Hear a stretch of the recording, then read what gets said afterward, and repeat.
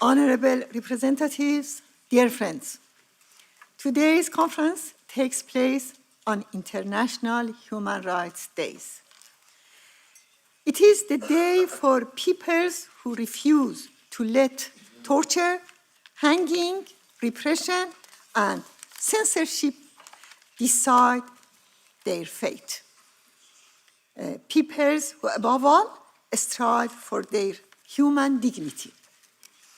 The Universal Declaration of Human Rights, the 1789 French Declaration of the Rights of Man and of the Citizen, and all other documents on freedom and human rights, every word in them carries the blood and suffering of these very peoples.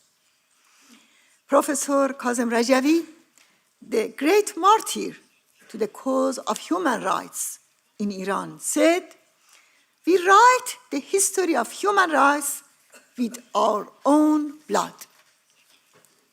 He was assassinated in Geneva, the European capital of the United Nations, by the criminal agents of the mullahs regime.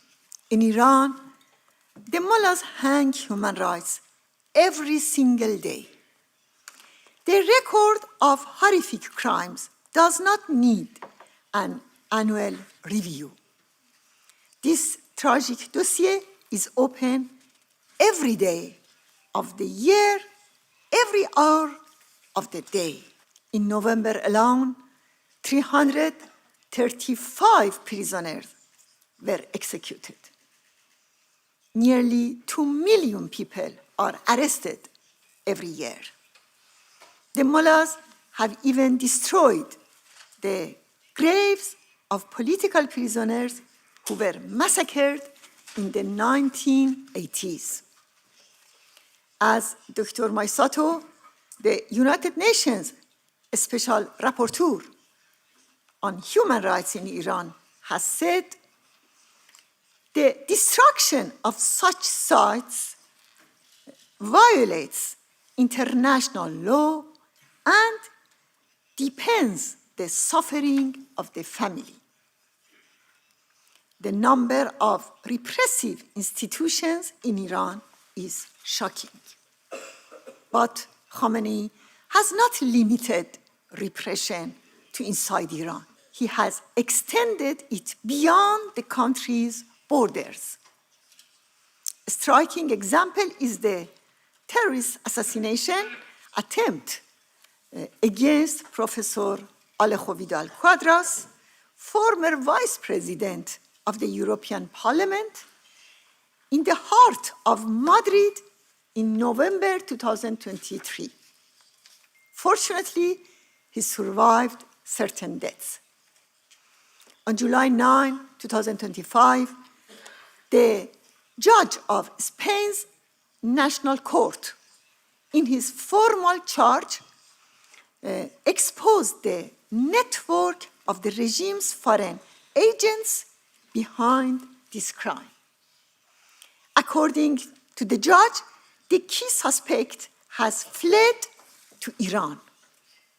The European Parliament, in a resolution against the transnational repression of human rights defenders, strongly condemned the terrorist attack organized by the Iranian regime against Dr. Alejo Vidal-Quadras. In the United Kingdom, the report of the Parliamentary Intelligence and Security Committee provides a clear picture of the threats posed by this regime. These include assassination, kidnapping, espionage, intimidation, and physical attacks against opponents. In France, the Minister of the Interior warned about the danger of targeted attacks by the Iranian regime against its opponents, specifically those affiliated with the National Council of resistance. He stated that the regime uses proxies connected to organized crime. In July of this year, 12 European countries, as well as US and Canada, issued a joint statement. They condemned the threats posed by the Iranian government through its intelligence services on their soil. In recent weeks, German officials have reported that Iranians living in Germany are facing increasing harassment from the Iranian regime's security services. At the same time, the National Council of Resistance's representative office in Germany revealed that since the beginning of this year, over 100 cases of threats and harassment against Iranian exiles have been recorded in Germany alone. Despite all these, the mullahs openly call for the export of repression, terror, and persecution abroad. Never before have the mullahs been so much in need of intensifying repression, because never before have they felt so close to being overthrown. This regime is trapped in an end in the face of the Iranian people and the Iranian resistance. The resistance units, through their expanding activities, demonstrate the desire of the Iranian people to end the religious dictatorship and to establish a democratic republic in Iran. The Iranian people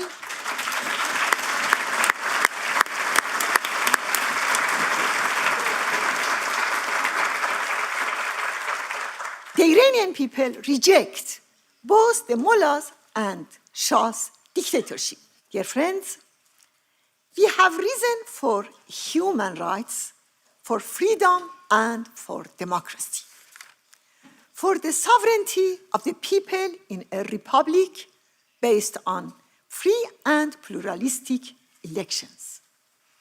A republic with freedom of expression, freedom of parties, freedom of assembly, freedom of the press, and open online space.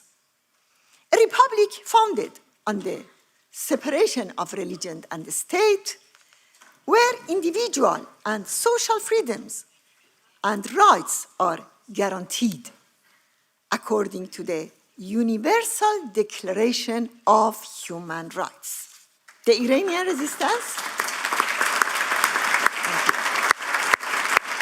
Thank you. The Iranian resistance emphasizes the end of all censorship, the prosecution of those responsible for the massacre of political prisoners, ban on torture, and the abolition of the death penalty. We seek a legal system that is independent and based on international standards. This system must respect the presumption of innocence, the right to defense, the right to legal appeal, and must abolish the mullahs' Sharia laws. Thank you all very much.